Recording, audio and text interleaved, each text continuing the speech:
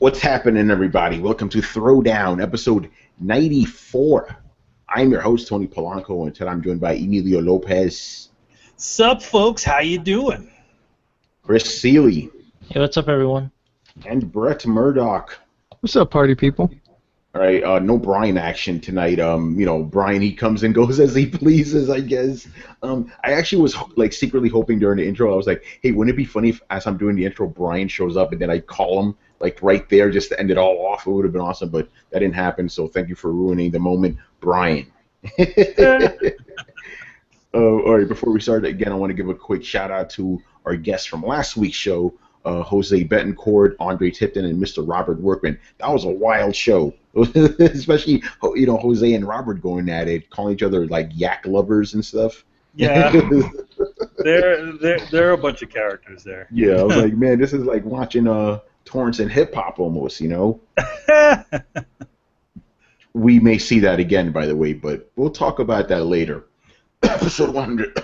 Anyway, so we got a lot of things to cover. So we did a Nintendo focus episode a bunch of months ago, and it didn't really hit off too well. So I said, okay, no more focusing on Nintendo. We'll talk about Nintendo during the show, but not up front. But then that episode ended up being kind of huge later on after the fact. And now this one, something huge happened with Nintendo, and I'm sorry, we may seem a little childish right now, but we got to do a big "we told you so" right here.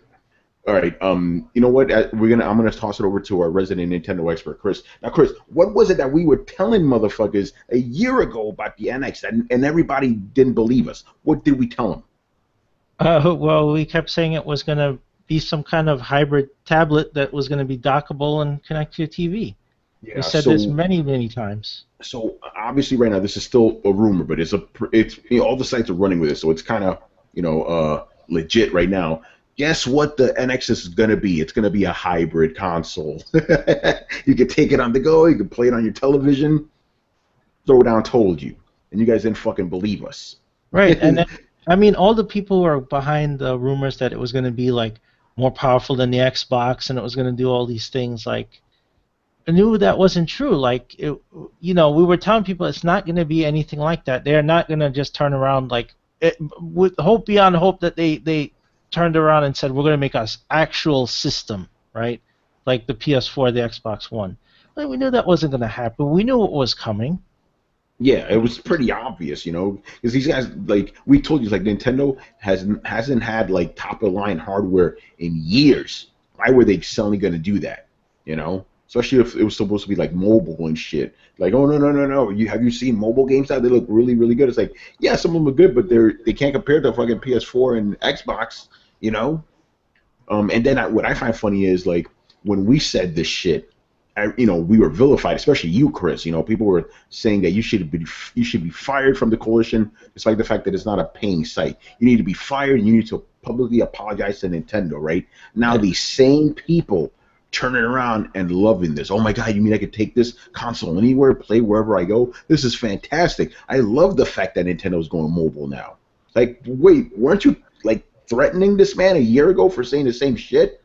Yeah, they wanted me fired. They wanted me dead. I got all sorts of hate comments and mail, and it was there was no point in defending it because I was just shouting against just complete lunacy. Where they were like, Nintendo will never go mobile, and how dare you say the DNA deal is bad and blah blah blah. I'm like, look, you can see where the desperation comes, and you can see that they had one foot out the door trying mobile stuff. They are not that transparent. You can see where they're going, and then we interpreted that like Tony came up with the same conclusion I did. They're going to make a tablet, right?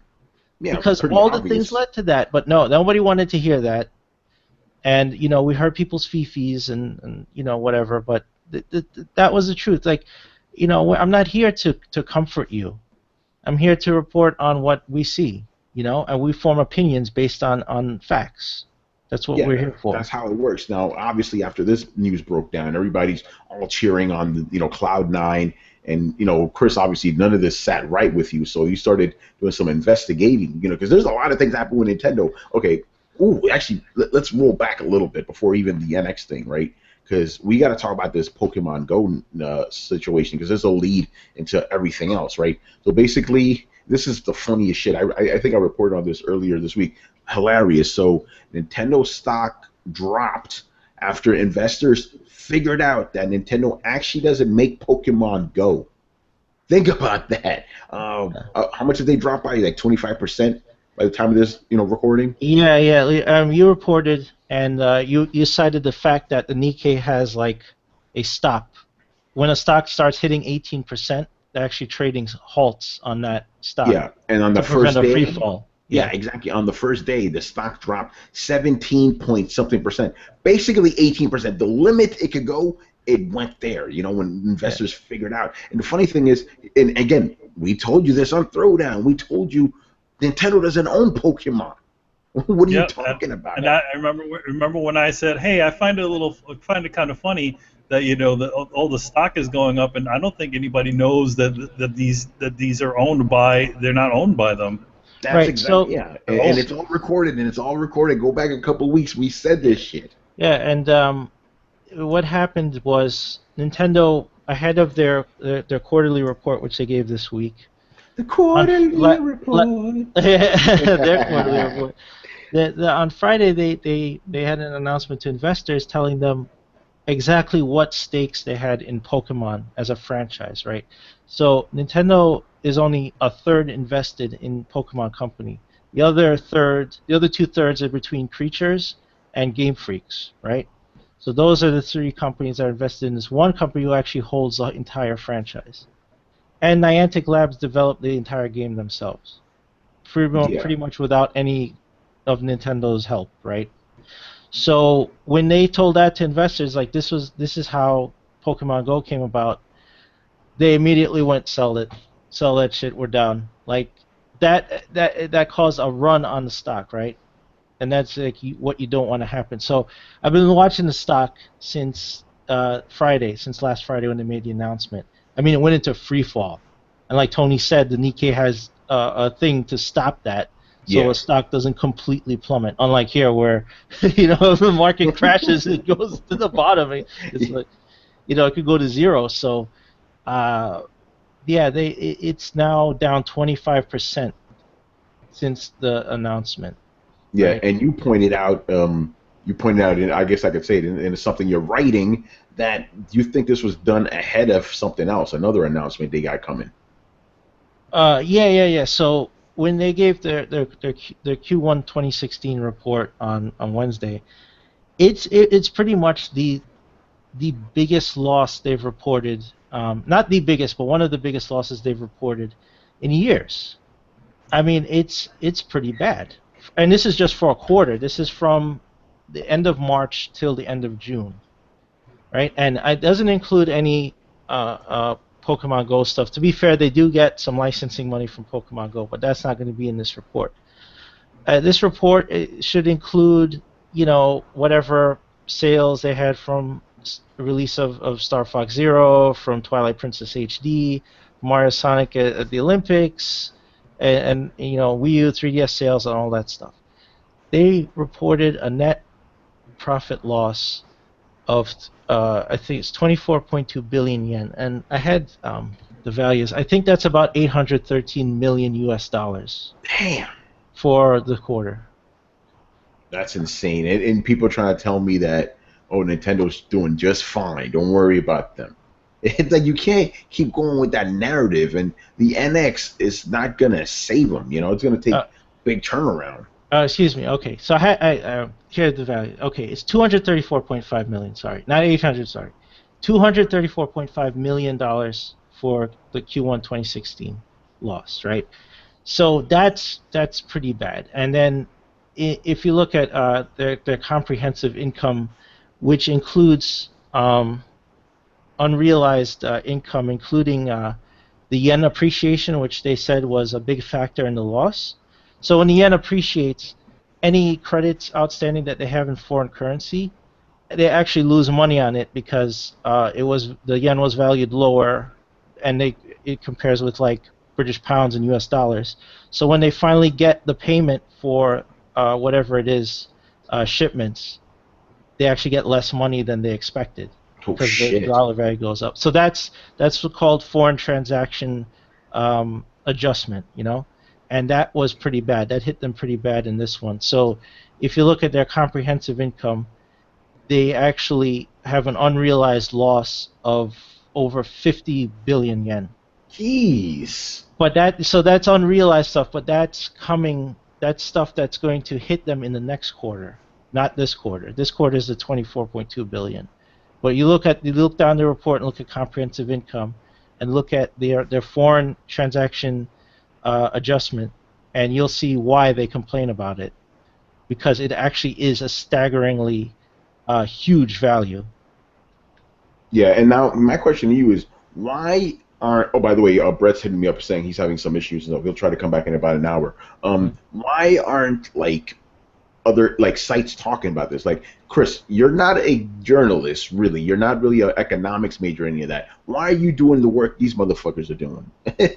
Well, why aren't they doing? Why are they like just coloring all this thing like with the best possible colors, out there, Well, I feel like either people report on the surface of it because they want to get the story out as fast as possible, so they just report the surface values. They just look for key numbers, spit it out, and then call it a day.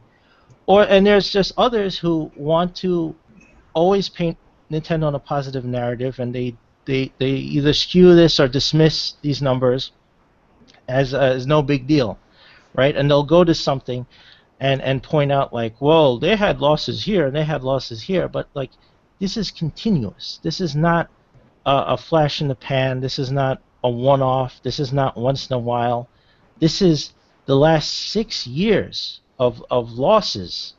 And then there's spots, and I'm writing an editorial, but there are spots where there were profits. Like, don't get me wrong, like there were profits when Amiibo was launched. There's profits when Smash Bros was launched. But then the next quarter, 2 quarters later, there'll be huge losses, and the losses overall are worse than the gains they've made. Yeah, so it's almost like not even gaining at all. Right, that's like you found $5 on the street, but then you ended up spending $30 later, right? You're out, more money, right, than you found.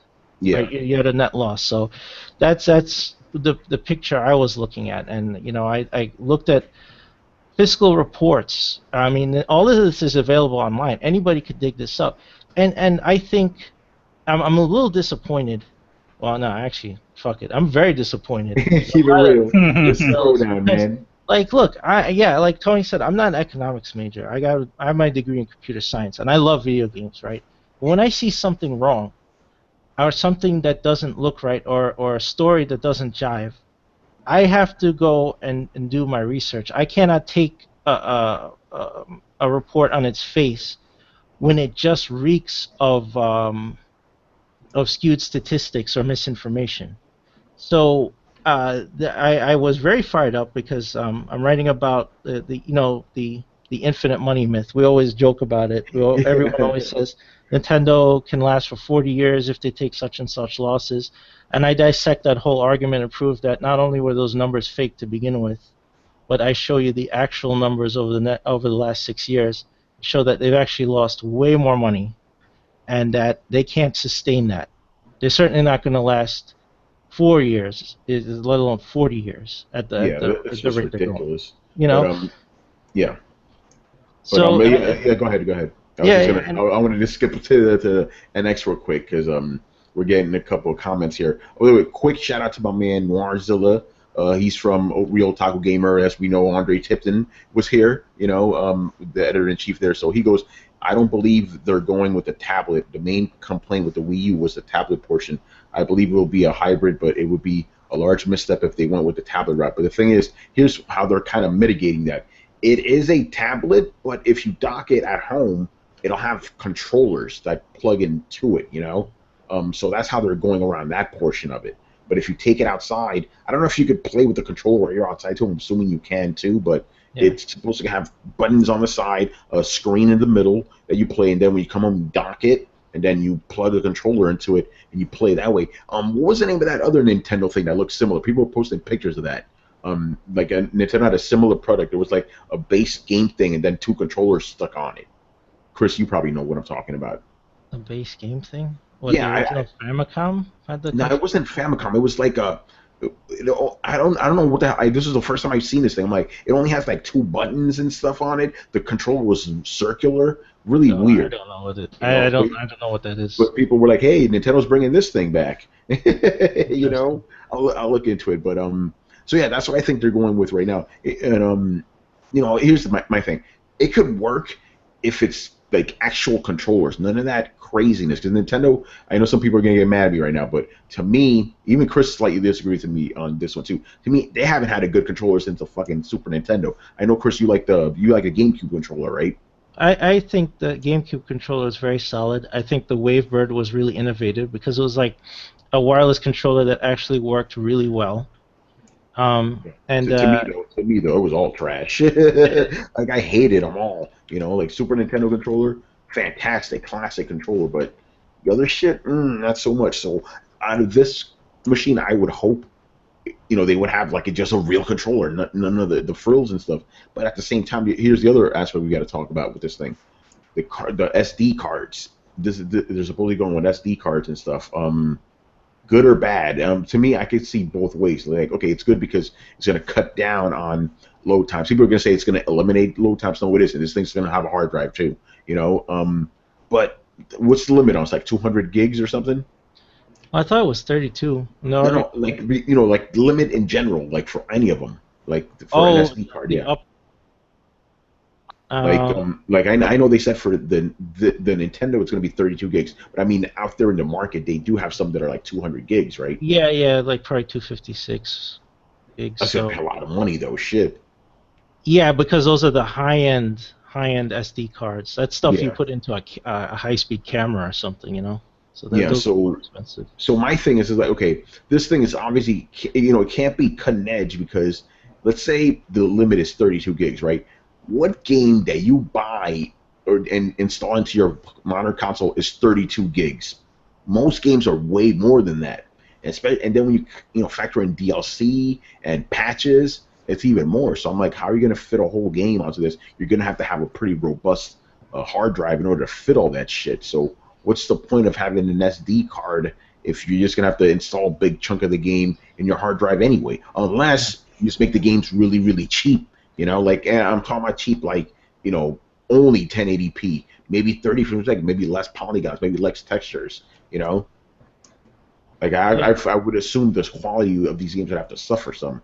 You know, Yeah, but the question is like, if they want third-party support in this, like, nobody's gonna make the game perfect right off the bat. That doesn't happen anymore.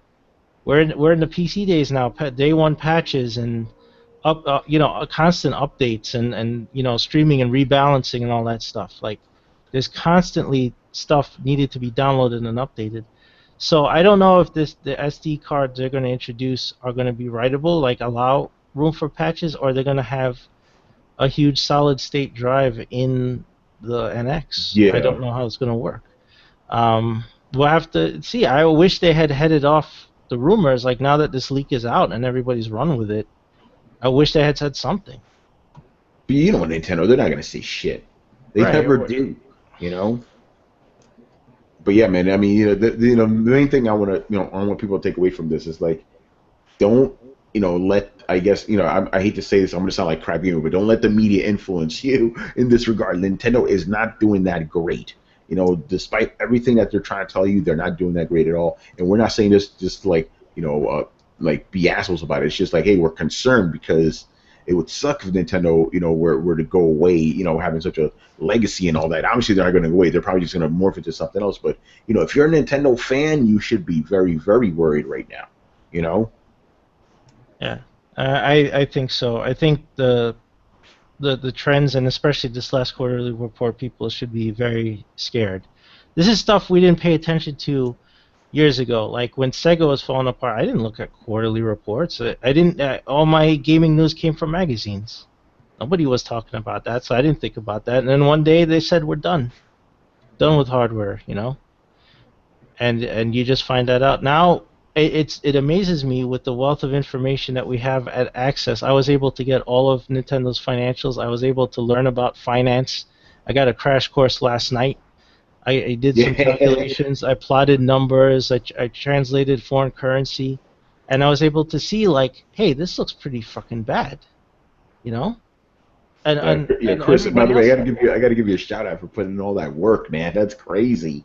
Yeah, well, I mean that's what we're supposed to do. Like that's what you know, if we're talking about stuff and you do the work and everybody else who writes who has a shred of integrity does the work to see what the facts are, you know? And Yeah, that's our responsibility to you. I'm not going to sit here and tell you a fairy tale because that's fucking dumb.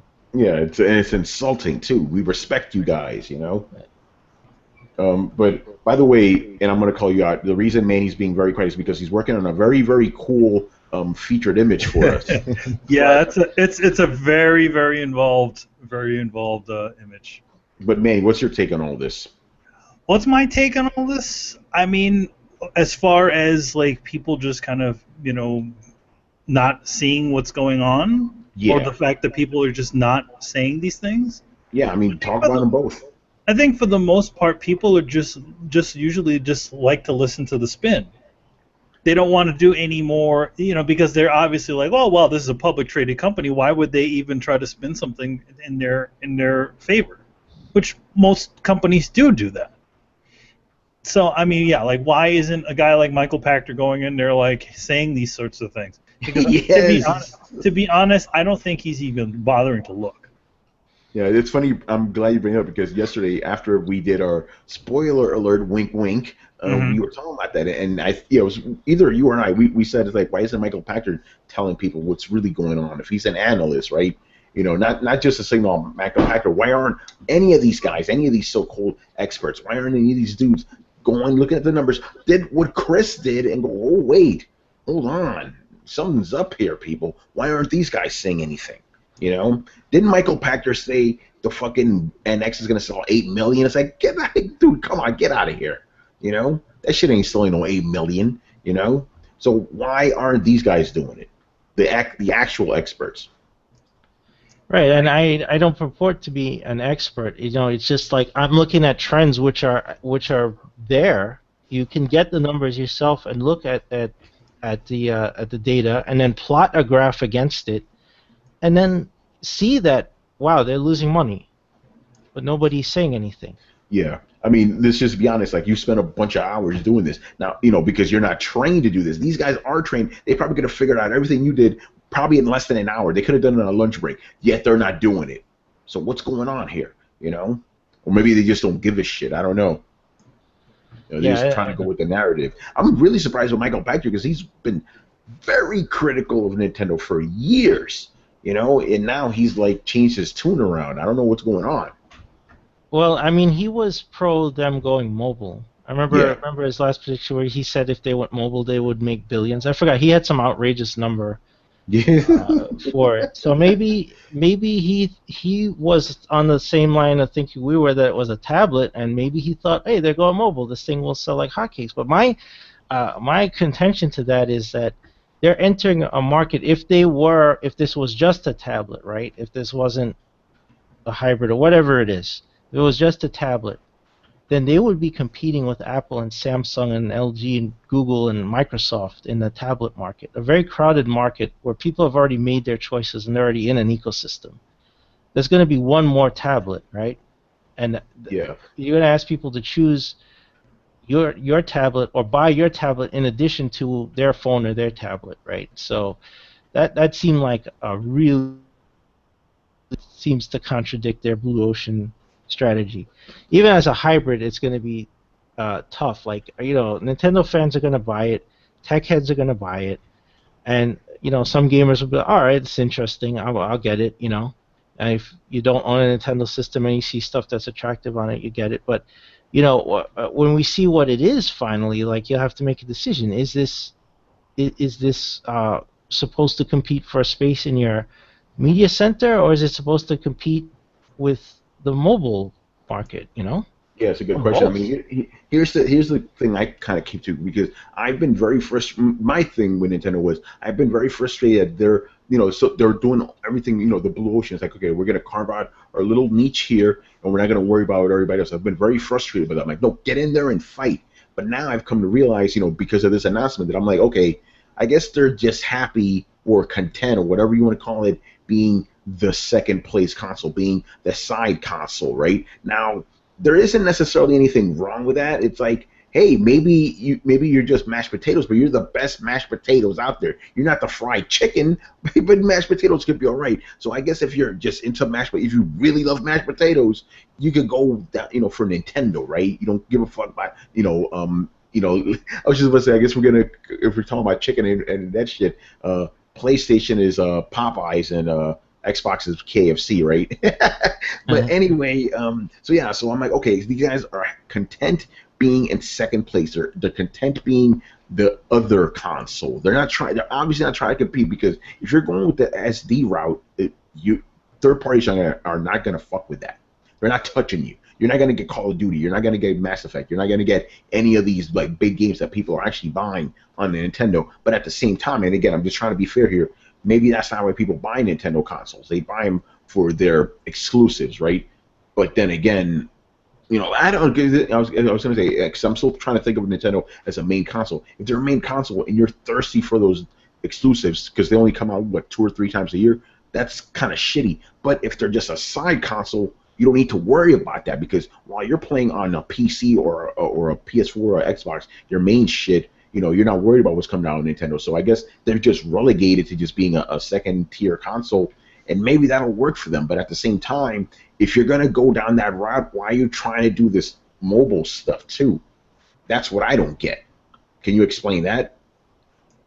Well, I couldn't really say unless like I originally thought that they were putting one foot into the mobile market as an exit strategy, right? If this stuff doesn't work out, they have all their IPs, which are very valuable, their trademarks and their licensing. So you notice they're doing more licensing with retailers. Like all of a sudden, there's all this Nintendo merchandise. There's shirts. There's more toys. There's clothes and all this stuff. Like they are licensing themselves like crazy. Like in the '90s, you couldn't find anything branded with Nintendo stuff. After the Super Mario Brothers movie came out, that shit ran dry. Yeah, yeah, So now they're back to that. Now you see that stuff everywhere. And I had thought that okay, they're putting one foot in the mobile market just in case. Like, so they announced that they're going to be an Animal Crossing on mobile. I guess I don't know if DNA is making that whatever. And there's going to be a Fire Emblem on mobile. And then Level 5 just announced, and Kristen told me that they're making a sequel to Professor Layton, and that at the end of the announcement it says coming to 3DS and mobile platforms. really. Right. So that's when I raised an eyebrow. I got the rock eyebrow, Yeah, and I'm like, the people's the eyebrow. people's eyebrow, and I'm like, all right, well that's not exclusive anymore. And then I Yeah, started to think, is this the beginning of that? Is this the beginning of like, does, do Nintendo exclusives are now not going to be exclusive anymore? yeah. I don't know that. I can't judge that by one game, but it's that Professor Layton has always been exclusive to Nintendo handhelds. Yeah, and that's the part I want to jump on real quick because obviously what have people always been touting with Nintendo, right? They have the best exclusives, they have the most exclusives. If you go down this route, guess what? You no longer have exclusives, man. Just the same way we've been saying that Microsoft doesn't have exclusives anymore because all their games are on PC. The same shit's gonna happen to Nintendo if all their games go on mobile.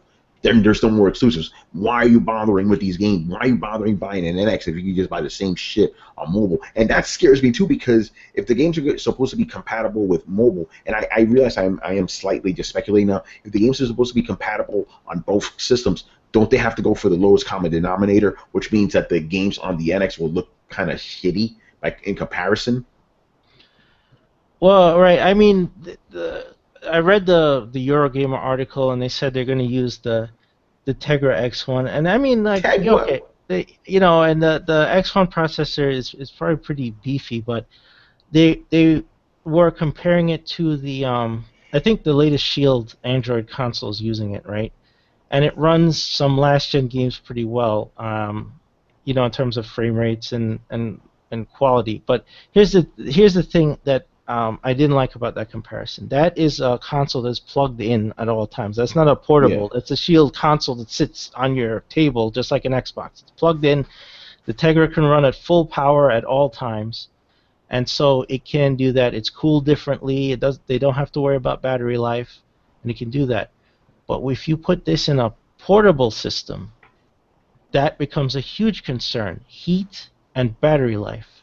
So the Tegra cannot run at that same speed, at that same output. So then what gets sacrificed? Fidelity gets sacrificed. Frame rate gets sacrificed.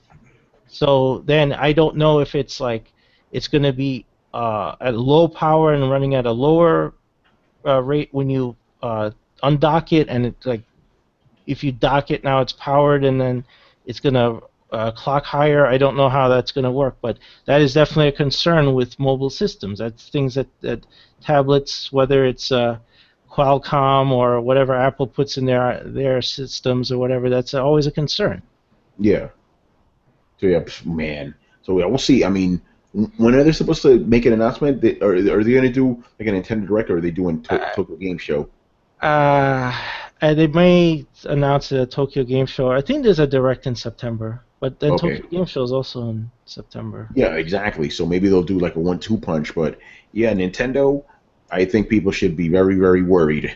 Things ain't looking too hot, despite what you may want to think. It's as simple as that. All right. Right now, I want to give a quick shout out to Oakland Gamer, who's in the chat room right now. He has a codes for Lawbreakers.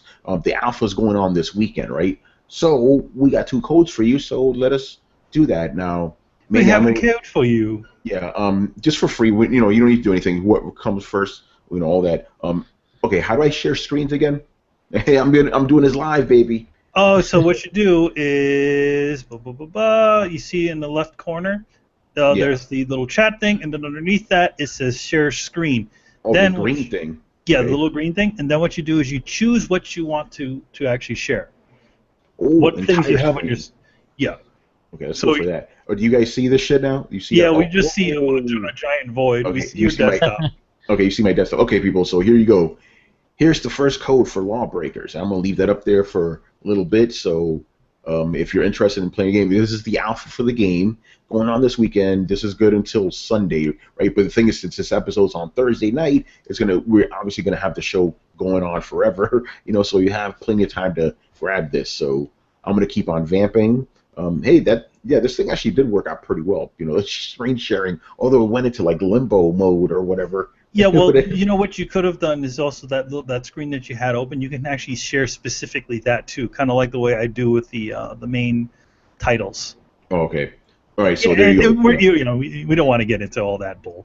No, we don't need to do that. So yeah, there's the code for Steam. And probably There's some Steam Bennett. Before the show's over, I'm going to toss on the other one. So thank you, Oakland Gamer, for sharing that with us. All right, so let's move on. How do I stop? Okay, stop sharing. There we go. Now I'm back. Yeah. Yes, you did it. You did it. You learned something new. Hey. Hey, forget about it. Forget about it. All right, so let's move on here. Speaking about delusions and fanboys, we got to talk about Street Fighter, man. Ooh. All right, so Capcom put out their earnings report for last quarter, and they said Street Fighter V didn't sell a significant amount of units. They didn't give out specific numbers. It sold less than 100 million in the last 3 months. 100,000 copies. Think about that. 3 months. That's fucking pathetic. This game is done. Basically, when they put out their sales numbers originally, it was 1.4 million that it sold. It's still at 1.4 million.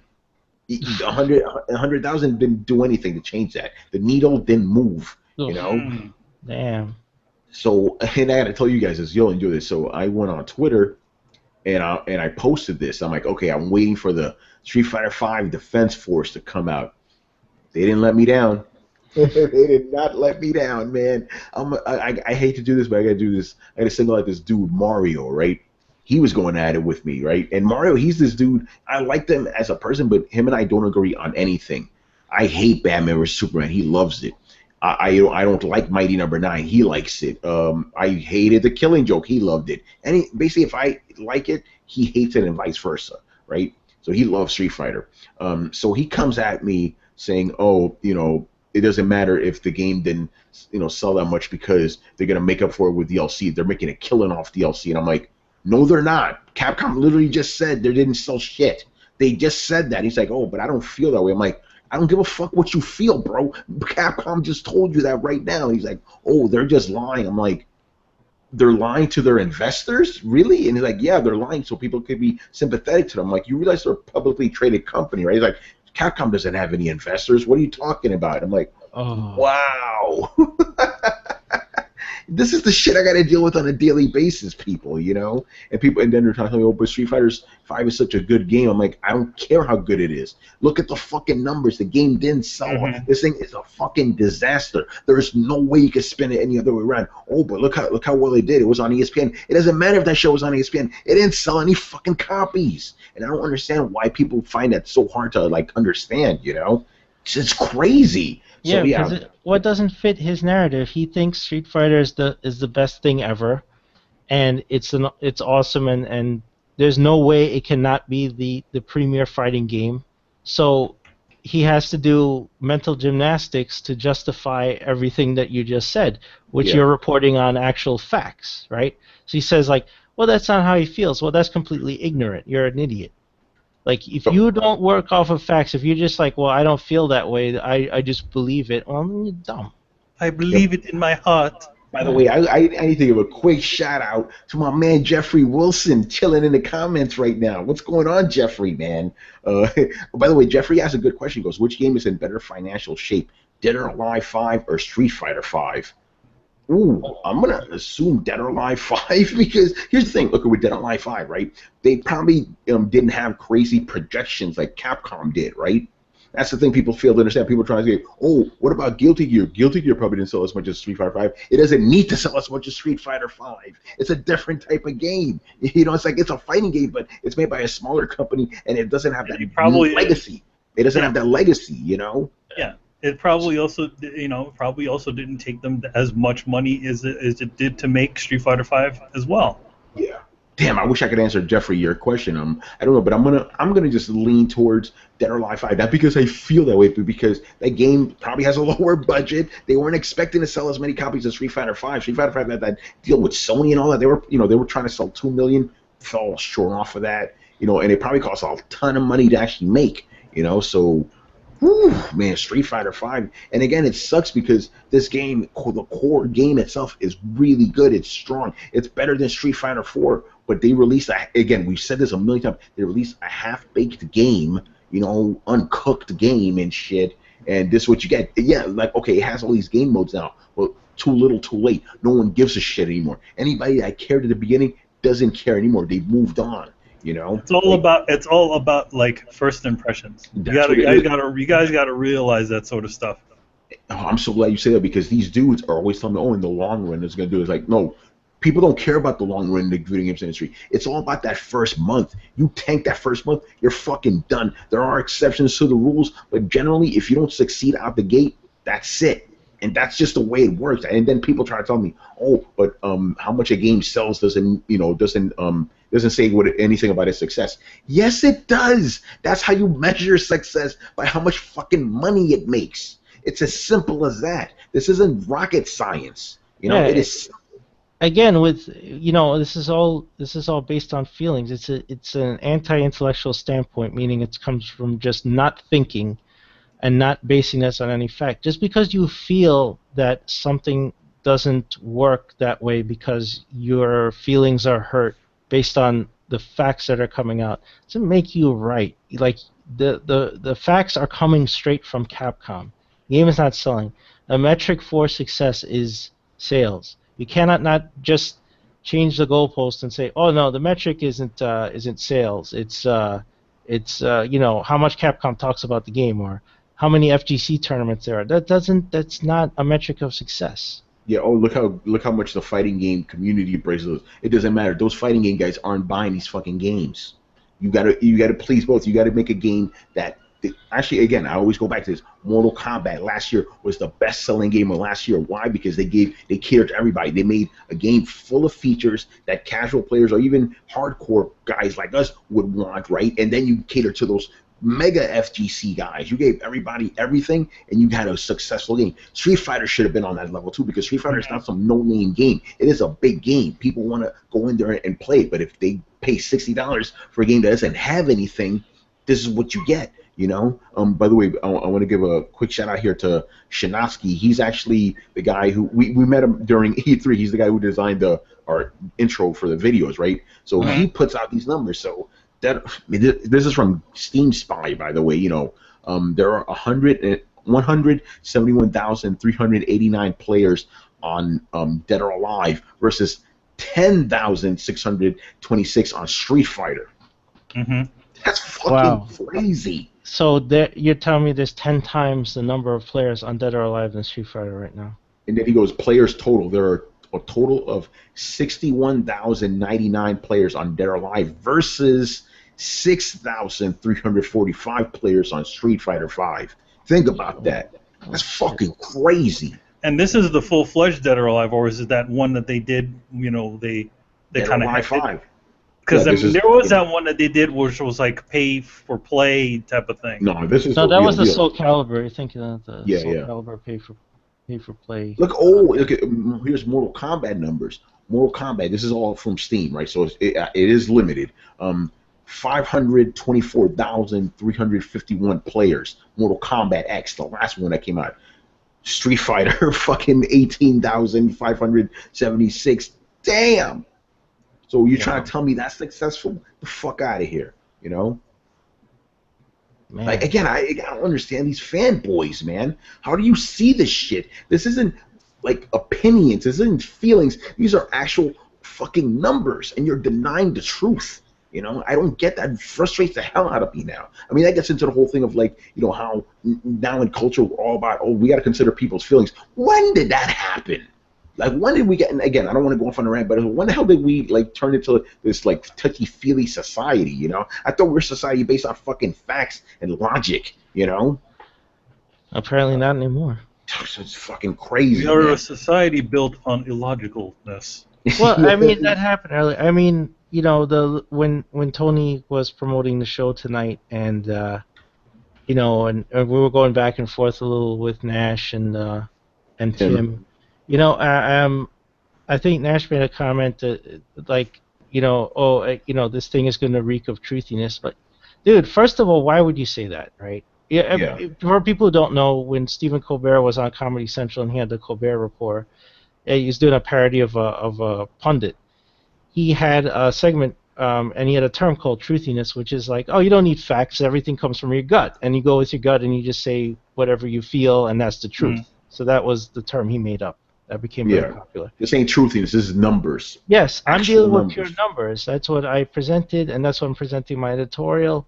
And when you say that, you demean the counter-argument. Like, you don't want to debate. If you say that the other side of the argument is a joke, then we have no argument. Then you demean the other side. Like, I'm not talking from my gut here. I didn't get up this morning and go and lose sleep last night because I'm mad at Nintendo. I don't care.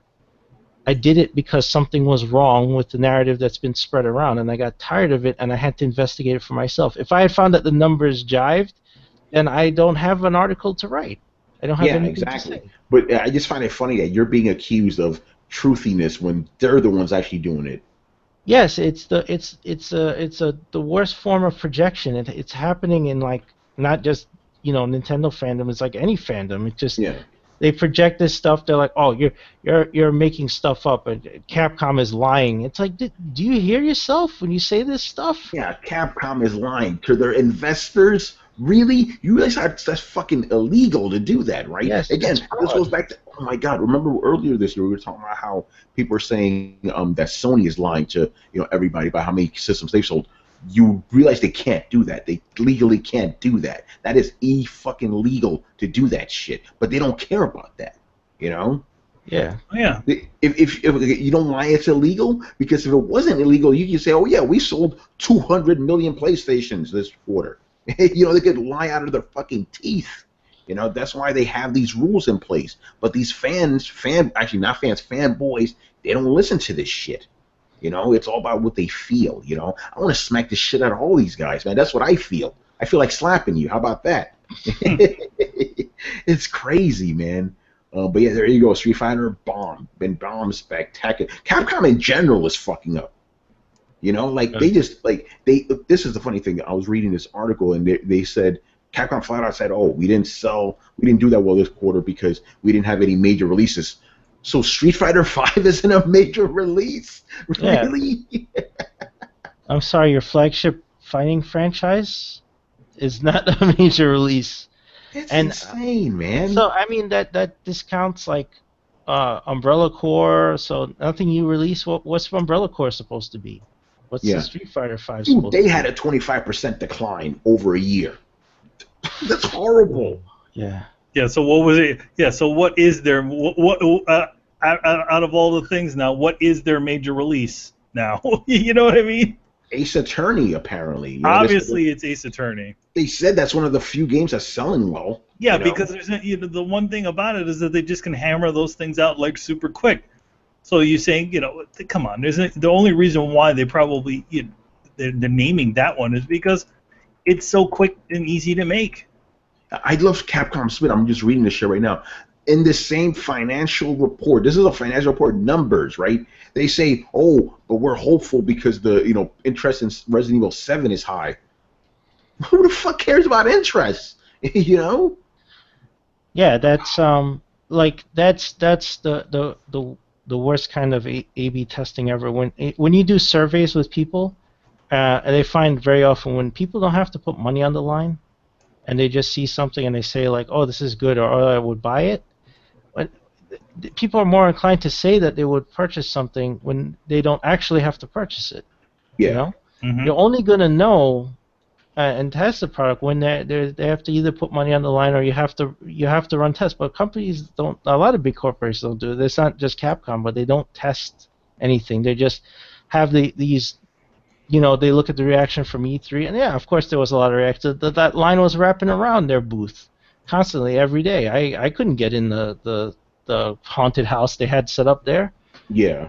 I mean, Richard see it, but I mean so there's a lot of interest because it was something new, it was something different, But we don't. When the final product comes out and guys like Tony get their hands on it and whatever, and they start talking about it, if it's a disappointment, guess what? It doesn't matter what interest you had beforehand. If it's not the game you promised, then you're not gonna receive any interest. Nobody's gonna buy it. Mm-hmm. Exactly. Jeffrey, I asked another really good question. Do you think King of Fighters 14 will gain some traction when it drops? Listen, I'm gonna tell you what right now. I've been seeing more and more interest for King of Fighters. Because people, when King of Fighters was first announced, the new one, right? People were like kind of upset about it. We here on Throwdown too because it didn't look that good. It looked like a cheap modern game, right? But after Street Fighter fucked it up, now they sound look better. And and here's the funny thing. I forgot who said this, but it was somebody on Twitter said, "Isn't it funny that now fighting games are announcing basic features that we all expect, and people are praising it all because of Street Fighter?" So yeah, I mean, I don't know how King of Fighters is going to do. I can't predict that, but I think it has a better shot now that they could be like, hey, you want a really good 2D type fighting game? We got you right here. You want features? We got you. You want a bunch of characters? We got you. They could easily come in and take it. Wouldn't that be ironic? Well, yeah. I mean, Street Fighter was late to the party. Capcom rode on their complete brand name and their legacy when they came out with Street Fighter V. They're like, oh, we don't need a story mode. We don't need the store to work. We'll have server issues. Who cares? Like, as long as we get the game out early so the FGC guys can play it and whatever, we could get it on the Pro Tour. That's what they were thinking. That's horrible thinking because everybody else was catering to their customers. Yeah. Killer Instinct, Capcom basically ripped off the KA Gold money.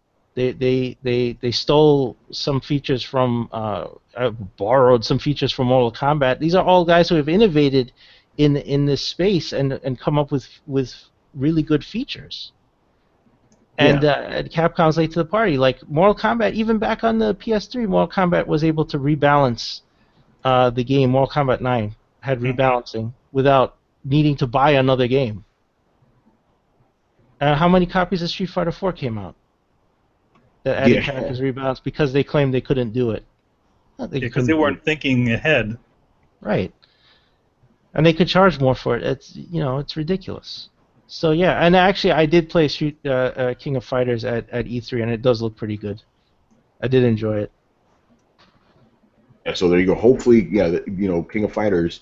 I mean, I was gonna say hopefully it'll be the fighting game, that gives us all we wanted. It is just by default. Any fighting game will give you what you want, except for Street Fighter. It's fucking crazy. All right, so let's move on here. Let's talk about the Xbox One. Price, yeah, the price drop. Another price drop. This is the console of price drops. It is now at $250.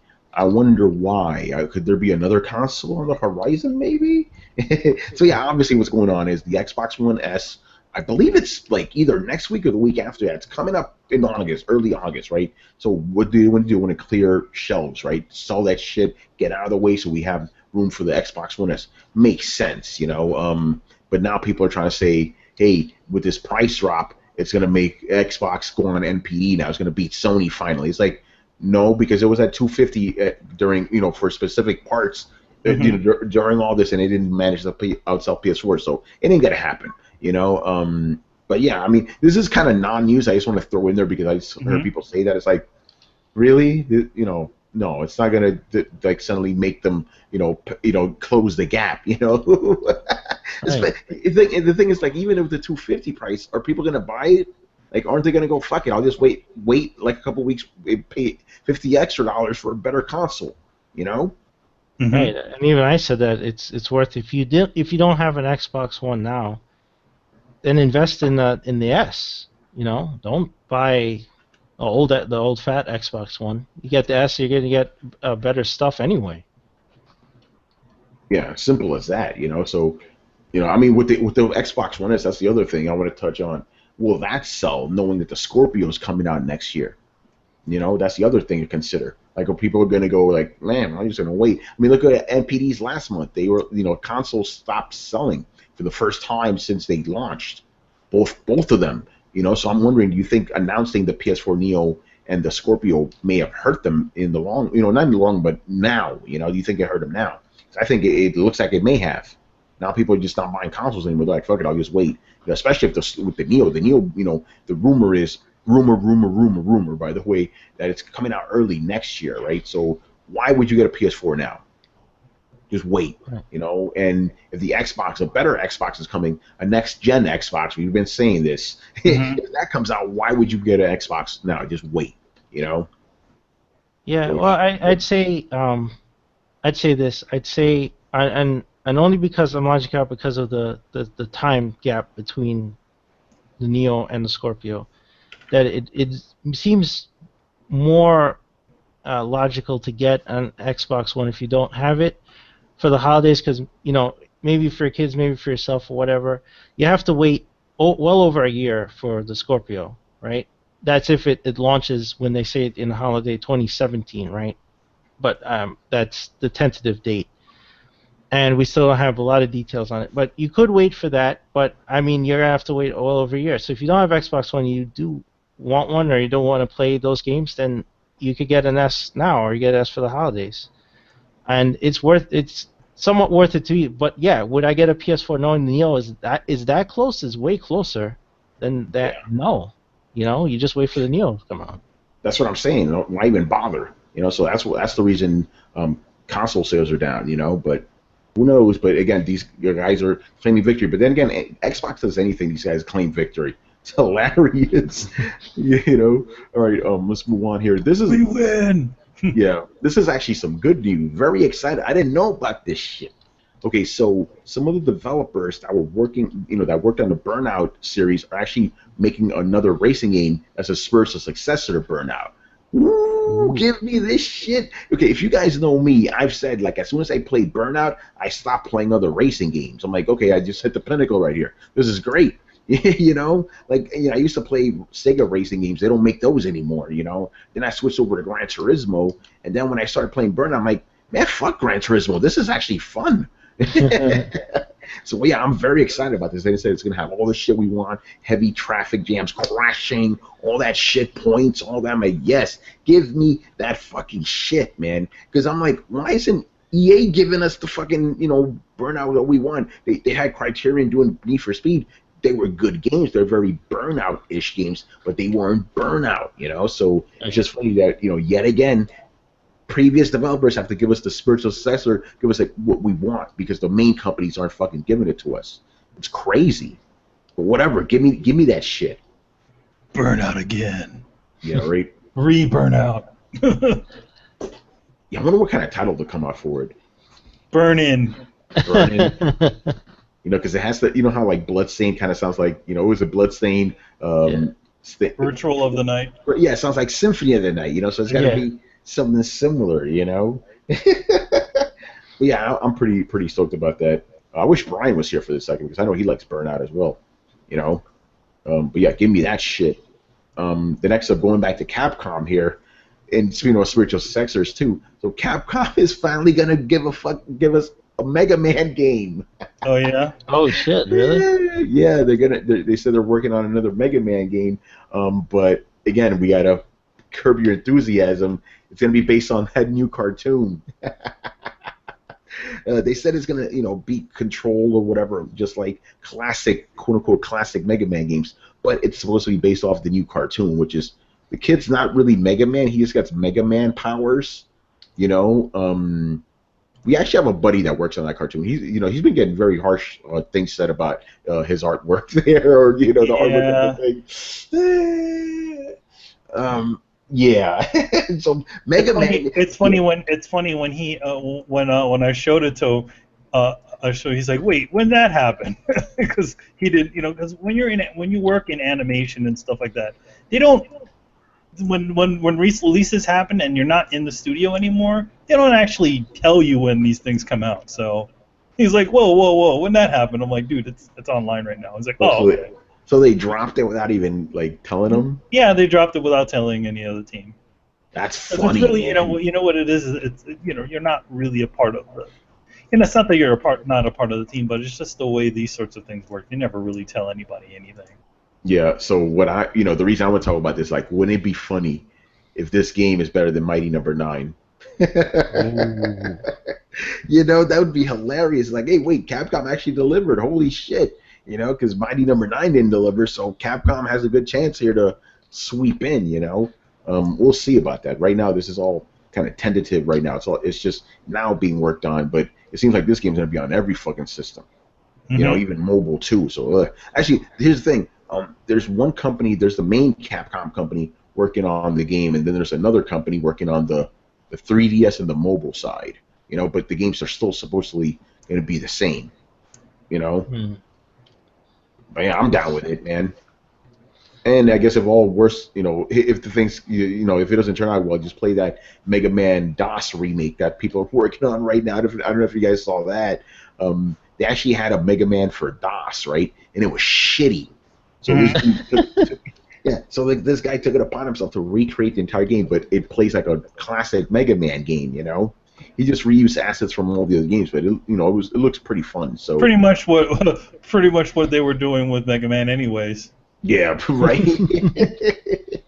Oh man! And then the last thing I want to talk about here is this is more of a follow up to something we talked about. So we told you how Adam Boyes, he worked for Sony for a long time. He helped third parties and all that relations. So he left because he said he wanted to, make video games. So now he is actually the CEO of Iron Galaxy. That's crazy. So pretty nuts, right?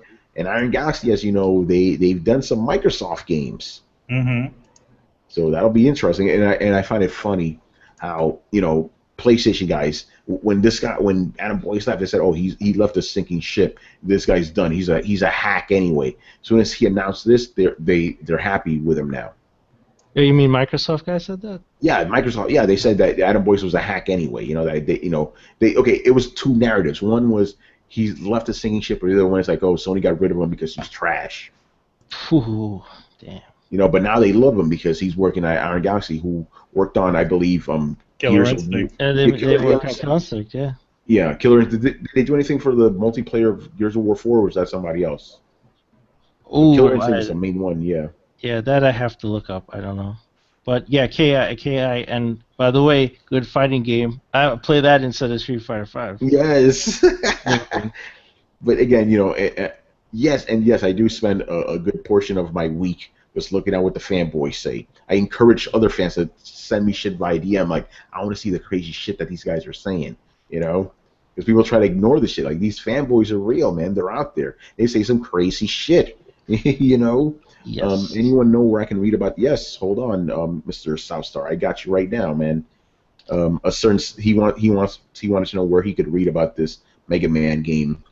So let me give him a link. Written by your humble host. There you go, man. Humble, eh?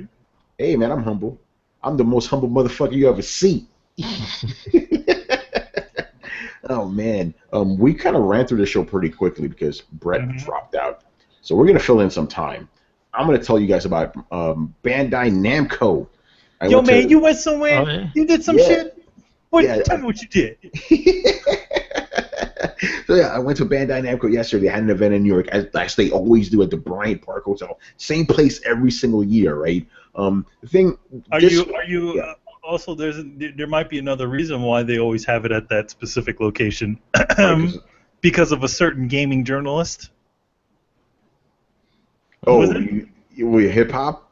No, wasn't that the place? Didn't you at some point tell them that you couldn't get to certain? No, that's EA you're thinking about. Oh, yeah, that's EA. Yeah, no, but I like going to Bandai Namco because I like the PR people. They're fun. They always have a lot of good food, and I kind of like the intimate setting. It's just one small room. It's not like crazy, right? But this thing is usually set up for people that weren't able to go to E3 to check out some games. So for me, since I did go to E3, I didn't have to check out a lot of shit. I played Dragon Ball Z, which I couldn't make heads or tails of. It's a Dragon Ball Z game. I'm like, the fuck is going on? I played that. I played some more Tekken. I'll get back to Tekken in a little bit. I played that, and I also played. They're making a sequel to Pac-Man Championship Edition. I love that game. It was fantastic. So they're making a sequel to that, and it plays completely differently from that, but it's still awesome. We got video of that on the site right now on the Coalition. Right? No, actually not on Coalition yet. It's on our YouTube, so go check that out. Now we got to talk about Tekken because they had Tekken again.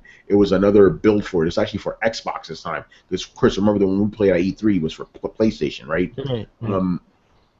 The highlight for me was literally for like 2 hours. It was everybody versus Hip Hop Gamer. He was fucking everybody up, and every time he would win, he would get very, very loud about it. Obviously, and this room is not much bigger than my apartment. So this guy yelling and stuff, it was crazy. And he was like, he was fighting against this one girl who I think she was slightly blind. He's still like, yeah, son, yeah, I beat you. Man, he's going crazy. He's fucking up the PR people. He's fucking up everybody. He was in this guy who kind of looks like Bruce Lee. I don't know Tekken like that. Oh, Law. Yeah, he was using Law. Okay. He was using Law. Yeah, so it was pretty funny. Antoine was there from Gamer Fit Nation. He messed him up too. He's like, "Hey man, I haven't played Tekken in a while, man. Good stuff." Yeah, it was a fun event. Like I said, I always like going to a Bandai. They always treat us right. My boy Denny was there chilling. And then like I said, they had a bunch of other games, and I played those already. The was it Sword Art Online? They always have Sword Art Online there. Tales Up. They always have a Tales game. There was another one too. They didn't have Warhammer, which was weird because they had it at E3. They didn't have it at this one, so that happened. So yeah, Bandai Namco, good shit. Hold on, let me look at the comments right now. What's going on here? Pac-Man, yeah, hell yeah, Pac-Man is the shit, bro. Oh man, you ever had? Oh hey, South Star, he goes, I don't know. You ever had to explain a joke made you laugh? No, I don't get that. I don't understand that. Anyway, okay. So what games have we been playing lately? Games. Yeah, you're still not playing anything, are you, Manny? Dude, I have not played. Oh no, actually, I did play a little bit of Mighty Number 9 when I was fixing my computer from when it had a weird little issue happen. But it's fine now. Uh-oh. Okay, that's good. What about you, Chris? I got the win. If you guys paid attention to my Twitter, I got that fun little sad face, the blue screen of death sad face that Microsoft has now. Oh shit, you got that? Yeah, I got that. Uh-oh. Were you able to fix it all? Oh yeah, you know what you do? Unplug your computer and then plug it back in again. Okay, sounds That's simple. what Oh, the, the trick I told you last time. The yeah. electric. Okay. Yeah, so there you go. So Chris, what have you been playing, man? Oh well, I mean, I've been busy this last week, but when I can get it in, I'm still trying to get that platinum in Dark Souls. So that at Yes. every moment, I am hunting every single item down because there's a trophy for all the sorceries, the miracles, the pyromancy, and you have to find every ring. So I have to go into New Game Plus 3 to get that. I'm in New Game Plus 1 now with my main character, and I'm trying to get through everything. So yeah, that's what I'm doing right now. Yeah. Oh, okay. I see what's going on in the comments. So, um, so basically, I think Southstar said that Killer Instinct is a joke, right? Kristen's in there, right? Oh. Uh-oh. Ah. So she goes, please explain how Killer Instinct is a joke. I would love to know. And she does the little smiley, and he goes, I don't know. You ever had to explain why a joke made you laugh? Because she goes, that literally doesn't mean anything. I mean, like an actual reason. He goes, just couldn't take it seriously. She goes, if you play the game and you find it not to your liking, not to your taste, I understand that, but it's not for everybody. Um, then he goes, Chris, have proof with those proof. Chris, have fun with those proof of Concord kept. What? I don't understand that. I don't understand what he just Fun with said. what? Have fun with proof of Concord. Oh, maybe he meant proof of concept.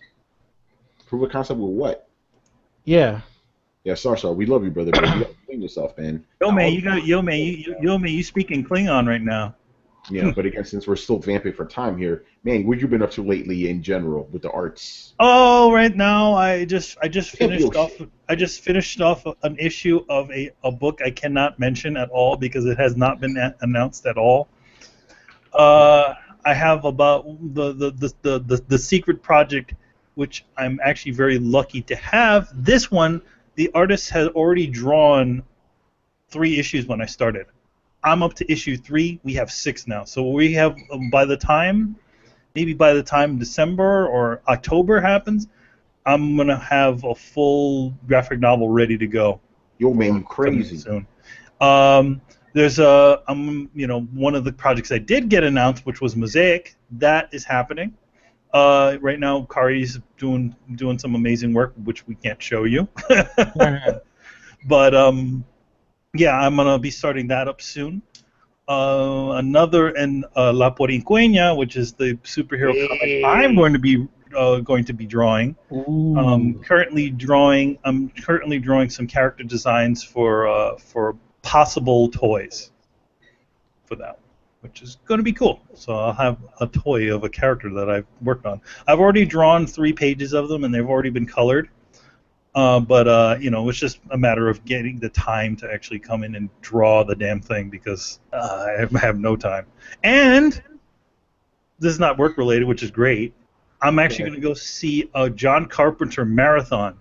There's a drive-in maybe not far from here, and me, you remember Mark, or my buddy Mark. Yeah. Chris knows him too. Yeah. And we're gonna go see. Was it Assault on Precinct 13? Escape from New York, The Thing, and I think Carrie. It's pretty much a who's who of really great John Carpenter films. He did Carrie? Yep. Oh, not Carrie. Christine. Sorry. Oh, okay. I was like, Carrie's damn. Carrie's the other guy. That's the guy who always does those freaking inlet like panels on the in the film, Yeah. But yeah, it's gonna be cool. I've never seen the original Assault on Precinct 13. Yeah, neither have I. I saw the remake. Yeah. So Chris Exile, so he was talking about an item in Dark Souls 3. It's called the Proof of Concord Keep. He goes, it's gonna take him hours to get it. Oh yeah, I don't doubt it. This run through, I screwed up getting the third ending because you have to not aggravate Uria, and I let what's his name, the Londor guy, the first guy you find, that pilgrim, I let him die in my he died in the Firelink shrine, And I didn't realize. I was just going through the game. I'm like, fuck, I'm not going to do the undead thing this time because I did the last playthrough. And then I was like, but fuck, I need Urias so I could do all the things so I could get that third ending. And I screwed it up. I let him die. She didn't show up. She's not showing up in my game. So I have to wait till I play New Game Plus 2 to try that again. So yeah, I understand what he's talking about. Yeah. Oh man. By the way, I know exactly how we could extend this show. I kind of didn't want to talk about it because I'm just gonna get in a rage. But Rage? Man. The game? yes. No, fuck it. We're gonna do it. This throwdown. We gotta talk about this Rocketeer remake. Uh-oh. Oh no. I'm guessing you didn't hear about this, Chris. Dude, I when I find out about remakes, I kind of double facepalm usually. Yeah. I'm just like, oh my god. So okay, they're not being exactly. They said this is a sequel remake. I don't understand what that means. Oh, a soft reboot. That's what it means. Yes. It means like you continue the story, but you're telling the same story over again. Yeah. Now stop me if this sounds familiar. So the Rocketeer will now be a young black woman. Now, on the face of it, that's cool, fine. It still takes place in the 1930s. Oh, It's a Disney movie. interesting. Are they gonna go hard with the racism shit? I don't see them doing that. If you're gonna have a rocket, this is the worst fear I have. If you watch current Doctor Who, right, they go into the past and there's black people mixing up with white people, like everything's fine. I'm like, no, that's not how it worked. They were horrible to black people back in the day, and so I'm like, I hope they don't do something like that. It's like, this black girl rescues you, and you're like, oh, thank you so much. That wouldn't happen in the 1930s. It'd be racist as shit. So hopefully, it's like, I understand you want to do the diversity thing, but you got to be logical about it. If you do a Rocketeer with a minority character, you can't have it set in the past like that, without addressing all that shit, and I feel they're not going to address it. They're just going to gloss it over, But yeah, the Rocketeer, I love the Rocketeer too, man. Mhm. That's one of my favorite movies. That's the reason I love the first Captain America movie so much. It was directed by that same guy and had that same Rocketeer feel, But I don't know. I'm probably gonna skip this one too. What do you guys think? Well, we'll see how it turns out. I mean, like I remember Princess and the Frog. They touched on the racism and the racial divide slightly in very clever ways. So I think they may do that. I don't know if they'll go for a flat out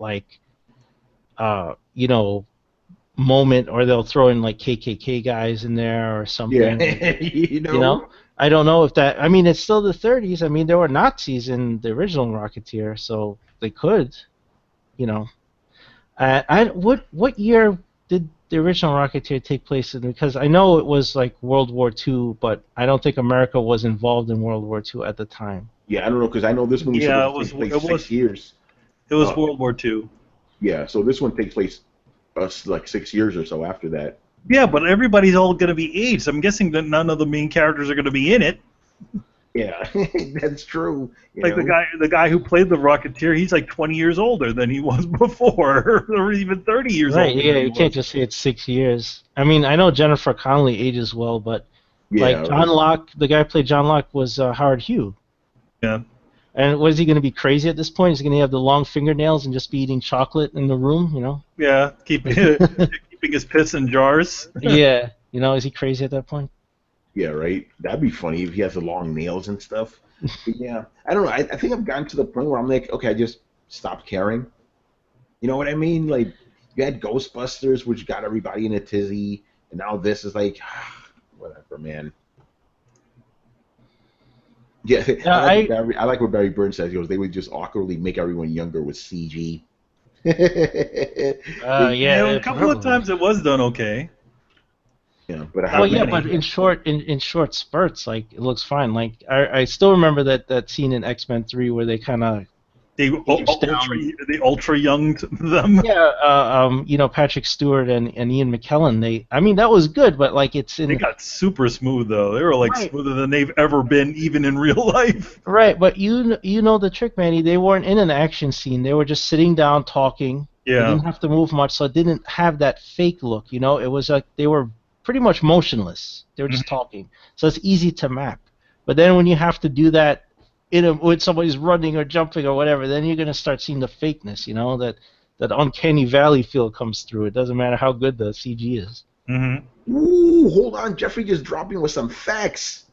He goes, he heard that it may be the Rocketeers. That gets me excited. Because Oh, it's like a if it's a sequel, but it's a team, and the thing is, you could play it off, you guys, because you can have a minority character in it. If people start being stupid, the other ones will cover up from like, yo, what the fuck are you doing? There's a teammate, they just save your life. They could do that, but at the same time, I can see the bad side. It's like Rocketeers. They're trying to capitalize on the whole superhero franchise, even though the Rocketeer is a superhero, kind of. He is a superhero. yeah, he is a superhero. I guess.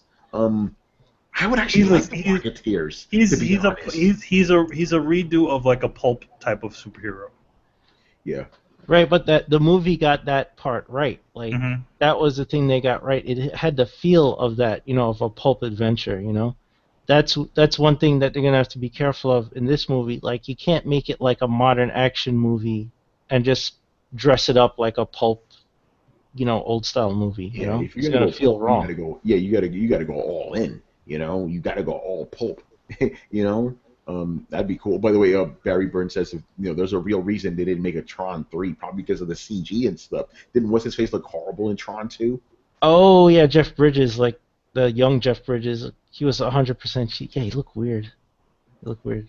Yeah. And then just randomly, this guy Joel Torres. Hello, Joel. He asks us, "Did you guys play Rise of the Tomb Raider DLC?" I played. I know I played at least one of them, the Baba Yaga one. I played that. I didn't play. Baba Yaga. Yeah, okay, yeah. Baba Yaga is the only one I played. There's the other. I bought the one afterwards. The one where yeah, Baba Yaga. I forgot. Joel, what was the name of the other one? The follow-up? I know it's like a survival one. I think I don't remember, but I didn't. I bought it, but I didn't play. But I did play Baba Yaga. That was pretty cool. I enjoyed that one. But that's it. Two. By the way, that's coming out on PS4 now with all the DLCs. We talked about that. Tomb Raider. But again, this was another one of those games. The Xbox guys were saying it's never going to come out for PS4, and then they started spinning the narrative. It was canceled for PS4. These guys, man, I swear, pathetic. All right, so that's pretty much it for this show. Very short show. That Manny, you still didn't finish that picture, did you? Shit. Yo, man, I'm still working here. I just added. I just did Fox McCloud right now, so that's. I have Donkey Kong I gotta put in here, What, for and that's fun, it. give the people a preview if you can. Oh, okay. I'll show you guys. Even though what's ironic is when they see this on the site, it'll be finished. But look at what it looked like beforehand. Okay, so I was just setting everybody up right now, so I'll show you. You guys go. So there you go. So so what I'm doing is essentially I found a bunch of 3D models of all these famous characters, Link and all these guys, and they're all they're all pretty accurate and stuff like that. So, and then I found this castle, which is I think from Super Smash Brothers, but it's really low res. So what I'm going to do is I'm going to add a bunch of little extra bits here and there to kind of, like you see this thing over here is kind of floating around. But right now I'm just kind of posing them, so just giving them some awesome poses, like Link's running, and then they're all like that. It's like nice. Yeah. This is why it's awesome having a professional artist on the staff, man. So yeah, so essentially what's going to happen, the framing is going to be somewhere along the lines of, oops, I'm in the ground. Yeah, in the ground. So it's going to be something like this. The reason we want to have it like that is because we can put our logo all the way up there, Yeah, and what I did was I also adjusted the cameras so we can zoom out and see the whole castle. We can see all the explosions and all that stuff. So yeah, so what I'm going to do now is I'm just going to probably just move Fox McCloud over so he's not blocking the actual explosion, and then yeah. Yeah, it's pretty awesome. Yeah, and Donkey Kong's going to be in here too. And then that's it. I'm not working any more characters into this. Oh, man. Sweet. All right, so, a couple things before we finish off. So please check out the Batman The Killing Joke spoiler alert that we recorded for you guys last night. We destroyed this movie. we went in, man. Like I like the part where I asked you because it got so bad. I was like, okay, what did you guys like about the movie? And then we would start like, okay, I like this, but and it would turn negative. Then it just go bad. Benny, I had to skip you for a while. You're like, I can't. I couldn't think. I couldn't for the life of me. I could not think of anything Yeah, that, the only that I thing we like all agree on is other than the actual voice actors. yeah, that's like the only thing we liked, basically. The music, that was it, you know. Oh Yeah. man, disasters. Go. So please check out that episode if you've seen the movie, or if you are unsure, maybe you should watch it anyway. You know, actually, you know what? Yeah, we'll watch it. I don't care. It doesn't matter. I'll save yourself some money. Watch it. Watch our spoiler alert instead. You know. And then I already talked about this briefly. We're gonna have two Bandai Namco interviews. One is about Pac-Man. The other one's about Tekken's. So be on the lookout for that when that goes up. And also be on the lookout for Chris's Nintendo editorials, which should be, we're going to get the first one, you know, probably by the time you're watching this, and another one, you know, maybe on Monday or something. Yeah, absolutely. I'm still putting together charts here, so I gotta do that right up separately. But yeah. Oh man, craziness. All right, so thank you for watching and listening. Make sure to follow the Coalition at thecoalition.com. Also help support the site by donating to the Patreon page. Subscribe to Throwdown on SoundCloud, iTunes, and YouTube. Don't forget to follow us on Facebook and Twitter at Throwdown Show. Links are available in the description below. Once again, our show is Tony Polonico, and tonight I was joined by Emilio Lopez. See you later, guys. And Chris Seeley. Hey, take care, everyone. All right, people. Later.